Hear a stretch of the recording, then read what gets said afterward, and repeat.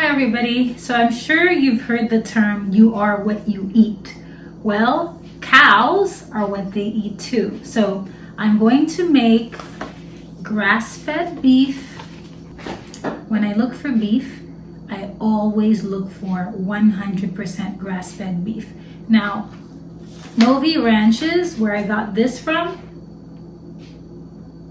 they're 100% grass-fed. I go to the farmer's market and the ranchers come there and they sell it directly. I just think it's very important to know the people that are involved in raising your food, because there are a lot of regulations out there in terms of our food, but regulation cannot regulate integrity. Make sure you go every week to the farmer's markets once a week and pick up your meats. I'm also gonna make vegetables here. So it's going to be beef and vegetables, and I'm going to show you how I make it. But the most important thing is that the animal is 100% grass-fed. Why is that? Well, the natural diet for a beef is grass. Now, being from Haiti, I grew up on 100% grass-fed beef. We had a local farmer's market, which was right up the street, and all of our meats were purchased that day, the very same day, butchered the very same day, and prepared for us. So and all of the beef that I ate growing up was grass-fed beef, but we ate small portions of beef. We ate most of our beefs in stews, and so I always had small portions of grass-fed meat growing up. 100% grass-fed, no hormones, no antibiotics or anything like that, and the animals were all free range. The animals were all roaming around, and that's very important to me. So when I moved to the States, I kept that value in my heart. If we're going to consume the animal, at least let it live its life the way that nature intended for it to live its life. So I'm going to cut this while I'm talking to you. So grass-fed beef, I'm going to cut this. So you see where this is, Novi Ranch. They're right in Northern California. They come to all the farmers markets. Get to know these people, because they are doing really, really good when it comes to high quality beef. So I open it, I cut it like this. I use my kitchen scissors and I cut around. And then I end up with something like this. So I lightly rinse it in this little water container. And then I put it in my...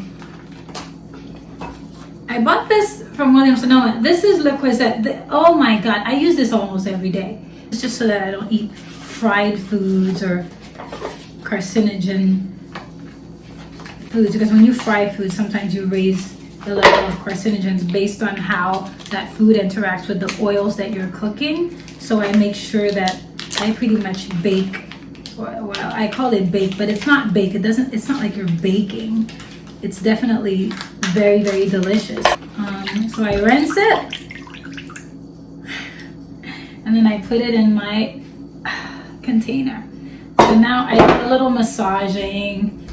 The omega-3 fatty acids in grass-fed beef is like 2 to 4 times higher than in grain-fed beef. You can go online and find all of this. They've done studies to compare the two. So I would figure it's a no-brainer. Sometimes people do studies and I'm like, that's great. People need science a lot of times to back things up. But honestly, as human beings, if we were waiting for the science to catch up to what's good for us, we would all be dead by now. So what I take as common sense and just things that have been passed on from generation to generation, I just take it as this is common sense. Like, why would you feed a cow corn in a feed lot and think that this is going to be high quality meat? But I guess not everybody feels that way. So this is why they've done the studies. And now I guess people that need that to, for the people who need studies to see the difference, then you can go and look that up. So I highly encourage that you eat grass-fed beef. Now, as far as the vegetables I'm going to eat, I'm going to tell you more about beef. So I've got, most of it is for the seasoning. Carrots, onions, leeks, celery, green onions, garlic. I do all of my seasoning of my animal fresh, okay? The science is here. The beef that's coming from these corn-fed commercial feedlots are having a devastating effect on American health. And the thing that terrifies me the most is that most people are making it, they're kind of lumping it all together, that if you consume meat, then you're unhealthy. And what I'm here to tell you is there is nothing unhealthy about meat as long as you're consuming the right kind of meat. I'm going to give you some anecdotal evidence. I have both of my grandparents. My grandmother, my maternal grandmother is 92. She's eaten meat all of her life. She has old age problems, going to the hospital, all that stuff, but she's relatively healthy. And then my paternal grandmother is 94 years old. So yeah, people say, oh, George Burns can smoke until he's 100, but then not everybody can do that. It depends on the quality of meat you are eating. So if you're eating 100% grass-fed, that's not pumped with hormones and antibiotics, that animal's outside making vitamin D, then you can eat really, really, really well. So I highly encourage you, if you are going to eat meat, especially right now that we're all quarantined, right now we're all in shelter in place. And we're feeling a little bit unempowered, some of us, and all of that. Well, I highly encourage you to do. Now that the government is making so many decisions about what's going to go in our bodies and things like that, please make sure you're eating really, really healthy food. So the first thing I'm going to cut is my celery. Let me show you the leaves. I love it when they have leaves on them because the leaves give it lots of flavor. And I highly encourage you to get your produce from the farmer's market. Same thing. The farmers are sitting out there growing your food. You get to know them. It's so much better for you. And their food lasts so much longer. Cut it. I move the camera angle a little bit higher so you can see. What I do is I chop it up really, really fine. Small. Oh, this celery smells so amazing. I always put celery in my meats. Always. I love it. I love the way it smells. I love the way it tastes. Celery is good for a whole bunch of things. I'm not even going to get into it because I can't even remember what they are. But celery is really, really good for you. I eat celery almost every day because it's always chopped up finely in all the meats that I eat. It's like I season everything with celery. So that goes right on top of my meat. It goes right on top. So it ends up looking something like this. Okay? I think I'm gonna add more. The only thing is there are no more leaves, and that's okay. So I got this knife at Sauerkraut. It's a Japanese knife. I remember when I went in to talk to the guy, I was like, okay, I cut my fingers on these sets of really, really nice knives. If it wasn't for aloe vera, you guys, aloe vera is amazing. Like I put that thing on my finger immediately after, and it looked like the top of my finger was gonna be missing. And somehow it healed it because I think I did it immediately. But I told him, I was like, I'm not some kind of a chef, but I do cook every single day. So I need a knife that's not super sharp, that's going to cut off my fingers, but it's durable. It's amazing. So I got this one knife and I use it for everything. I got it from Sauerkraut. I love my knife. Love it. Okay, I think that's enough celery. I think I'll put a little bit more. I wish I could give you guys measurements, but you saw how the celery looked before and I used about half of it. So that should give you an idea of how much celery that I'm using. Okay, I'm done here with this celery. And now,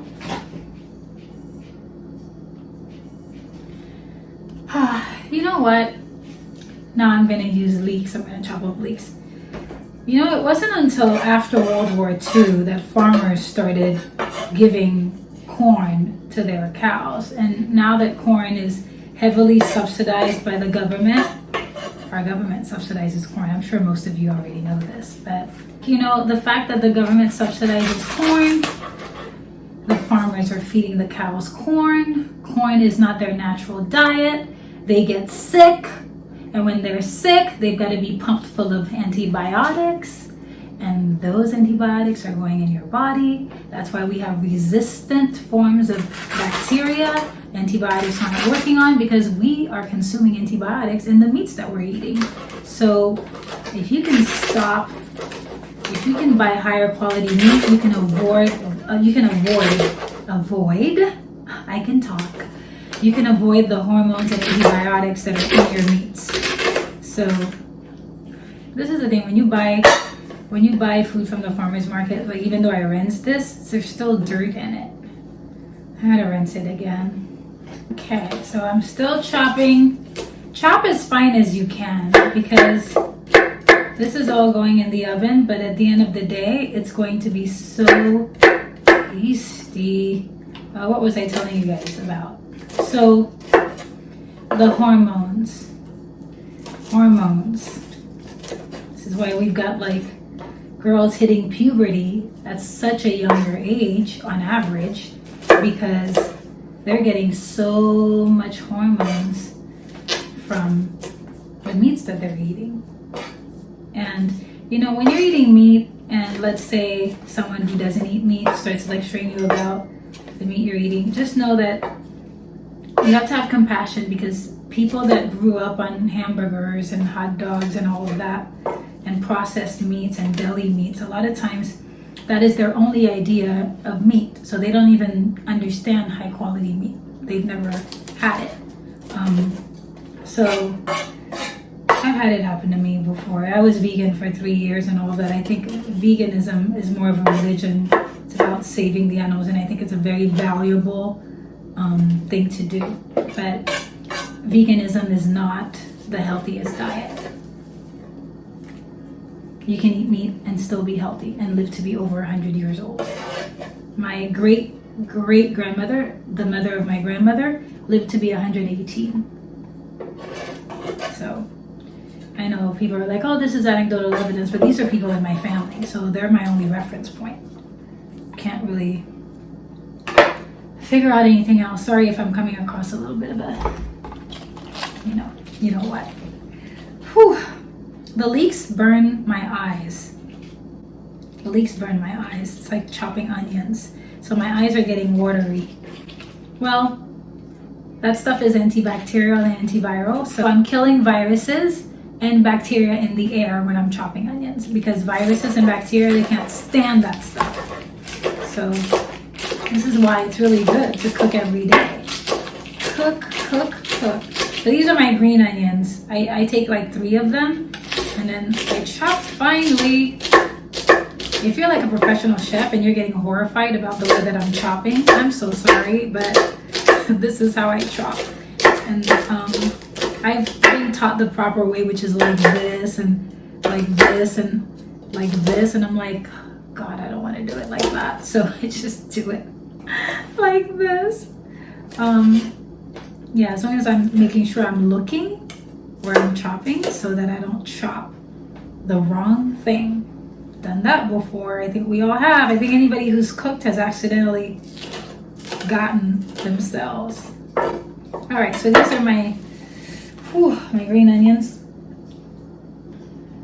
So when you're chopping up things like onions, garlic, all those things are natural antibacterials and antivirals, and that stuff is going in your nose cavity when you're inhaling it. As you're chopping it, your eyes are burning, it's going to go in your eyes, all of that stuff. So you're killing bacteria and viruses. Now, I'm not saying that's all you need to do to protect yourself, but it is one thing. If you're cooking every day, you're destroying things that aren't good for you by just chopping this stuff up. And just by going in the air, viruses and bacteria, they don't like that stuff. That's why some people sleep with an onion in their room, in their bedroom. I don't do that because I have a really strong sense of smell. I could not sleep if there was an onion in my room. But I know, like, if you feel like you're getting sick, you can do that. You can also do that with garlic. And if you're chopping these things up every day, they're going in your eyes, they're going in your nose cavity, and all of that. You are building arsenal against viruses and bacteria. So be sure to be doing some chopping. The science will catch up with all this stuff. They always eventually do. It's like people just do this stuff instinctually, and then the science catches up and they're like, oh, studies have shown that people who cook with garlic and onions on a daily basis are less likely to be sick. Or studies have shown, but guess what? If we were waiting for these studies to tell us what to eat, we'd all be dead by now. I'm not trying to discount science. You know, I love science. But just understand that good health and good nutrition has nothing to do with that. It has nothing to do with that. You just need to adhere to the rules of Mother Nature a lot of times. Eat real food, exercise, get sun, avoid stress, sleep, get off your Instagram, Facebook. I'm on that stuff too, but you have to limit the amount of time you spend on it because you want to be healthy. So I literally am going to chop all this garlic to put it in my meat. That's a lot of garlic, but I eat a lot of garlic when I'm not going to be around people. It's just my husband here, so he's going to eat it too, so he doesn't care. Yes, garlic. Really, really, really amazing food for you. So that always goes in my meats. And I chop it finely. I still have a lot to go. More chopping. Sometimes when I look back on my life, I'm like, most of my life is spent chopping vegetables. And I know that people like to buy the stuff already chopped. I don't do that because, like I told you, I feel like this is how I ward off illness by chopping the stuff up, and I'm inhaling it. It's going in my nasal cavity, it's going in my eyes. All of that is how I prevent myself from getting sick. So I'm smelling this garlic as I'm chopping it. If there's any virus in my nasal cavity, they're like, no, this stuff smells terrible, death. All right, I'm being dramatic, but that's how I imagine it happening. Of course, if you're already very sick, I'm not sure how much this is going to help you, but as a preventative measure, it's one of the minuscule things you can do. And plus, once I consume it, that's going to add to my arsenal because that stuff's going to go in my bloodstream, which is even better, which is where it can actually really do the work. So that's that. Let's finish chopping up this garlic.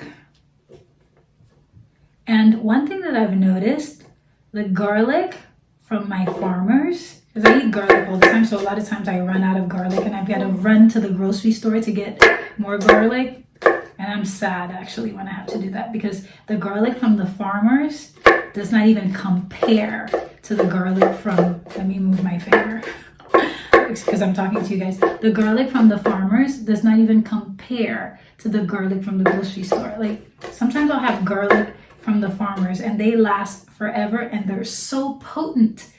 It's like, whoa, you know, this one's from the grocery store. I already used all of the garlic that I bought at the farmer's market. I mean, you see how much I'm eating, so. In Haiti, we put garlic on everything, and I think that's where I got it from, but my mom never cooks this much garlic. She puts a clove in our rice, and she also puts it in all of our meats, but not this much. I've developed this on my own. But when we were growing up, we had a nanny that cooked for us. She was our full-time nanny. She lived with us and she also did all the cooking. So after she got us ready for school, she just went to cooking. So when we came home, our food was ready. I would always ask her questions about the cooking stuff. And I learned some things from her. That was always a thing. Like I wasn't allowed to go to the kitchen. So it just made it made it more of a mysterious place because I wasn't really allowed to be there and watch what people were doing because she was doing her work and she didn't want us to be there at that time. So usually when we came home from school, we had to do our homework. And if she was finishing up putting the plate or whatever, she did not want us around. So that just made me love the idea of cooking and being in the kitchen. Yeah. So as I'm chopping up this onion and I'm crying, I'm just like, okay, whatever, viruses are in my eyes and the air and my nasal cavity. They're dying. So I'm happy. And then they're gonna die some more when I eat this stuff. Some of them. But I read somewhere that we have 270 viruses in our bodies. Or it was like 270 million. I don't remember what it was, but we already have them in our bodies. Loads of them. The key is we have to make sure that our immune system is so, there are good ones and bad ones, I guess. Otherwise, we wouldn't have them in us. Just like now, science has figured out that there's good bacteria and bad bacteria, which they've called the microbiome. We have like more bacterial cells in our body than human cells. That's actually interesting. Whew, I find that fascinating.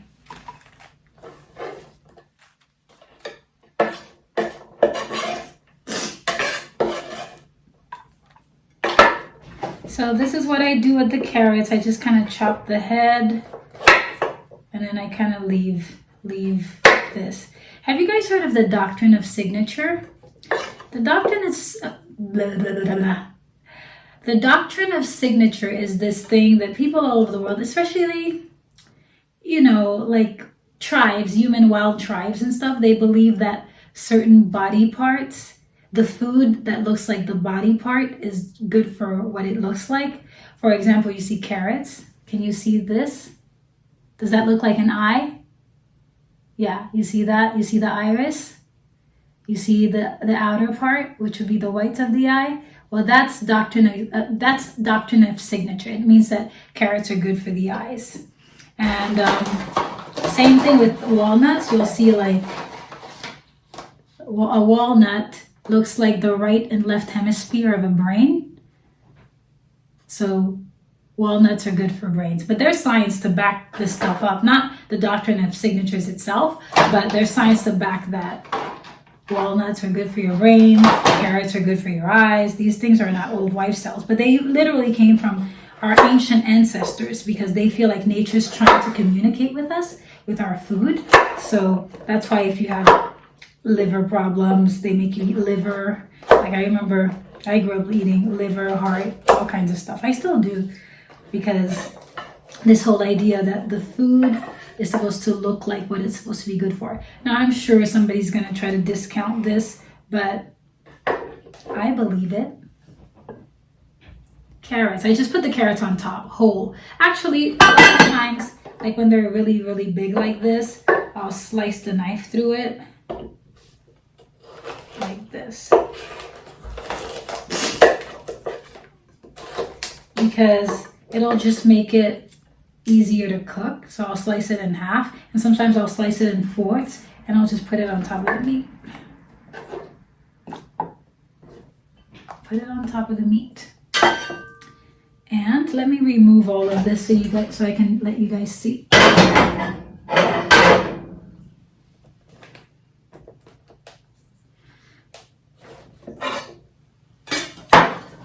So now I've got this all in my Le Creuset thing, which I love this thing. Oh, I can't tell you how much I love this thing. I cook everything in it. The chopping is the hardest part. And then I put olive oil on top of my meat. Not too much. I think I have a bad habit of not measuring, which I got from my mom, because this is just a Haitian thing. And any Haitian who's watching was like, well, I'm Haitian and I measure. Well, you're not me. Here, this is what it looks like. And then I cover it and I put it in the oven at like 360. So I'm gonna put this, cover it in the oven, and the entire apartment is going to smell like amazing because all of these things are cooking in here and it's going to be so delicious. I'm gonna show you what it looks like after I'm done. But if you're interested in getting this piece of cookware, it's from Le Creuset. I got it at Williams-Sonoma. I cook all of my meats in here like this. Most of my meats I put under. I chop veggies, I put on top. Whatever. Let's say I was in the mood for like broccoli. I would put the carrots on top of it and I would put the broccoli on top of it as well. And that would cook. Or sometimes I would wait 10 minutes before it's done and I'll put the carrots. And not the carrots. Carrots take just as long. But I would put the broccoli or whatever other veggie that I want to go in there. So that's that. So dinner is ready. What I forgot to tell you is that when I take the meat out initially, I always sprinkle lemon juice on it. Fresh lemons. Right now, all over California, there are lemon trees. So usually I just, during my walk, I see a lemon tree, I pick some lemons. And I get them from the farmer's market as well. You can use lemon juice. I squeeze a whole one because that was like 2 pounds of meat. Or you can use apple cider vinegar, like a tablespoon of apple cider vinegar. But that's it. Let me grab the meat. So this is after about 45 minutes in the oven. You see right there on top. It's very easy to clean, even though when I put it in, it was pure white, right? And you see how it is? Don't worry, it's going to be quite clean after I'm done with it. Let me move it away. Okay, so let me show you how I eat. Ooh, you see the steam? No, you can't see the steam. Let's help you see everything. This is hot. So if you can see steam coming out of it, the carrots are cooked on top. All this mess on the side is going to be cleaned off by me very easily, but I put way too much oil. I usually don't put that much oil. Sometimes I cook this with 0 oil, and it's still good. Because I think I was following Bill Clinton's doctor for a while, and he's got this no oil thing. So I was doing that. So this is it, right?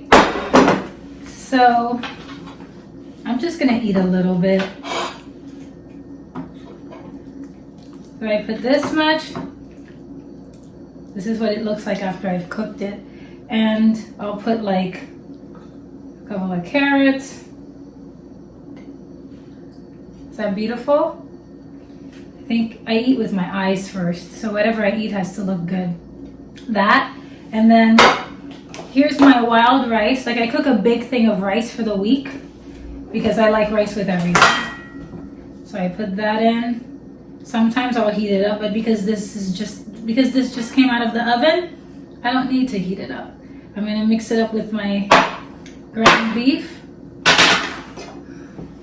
Put some of the gravy on here so it can be hot.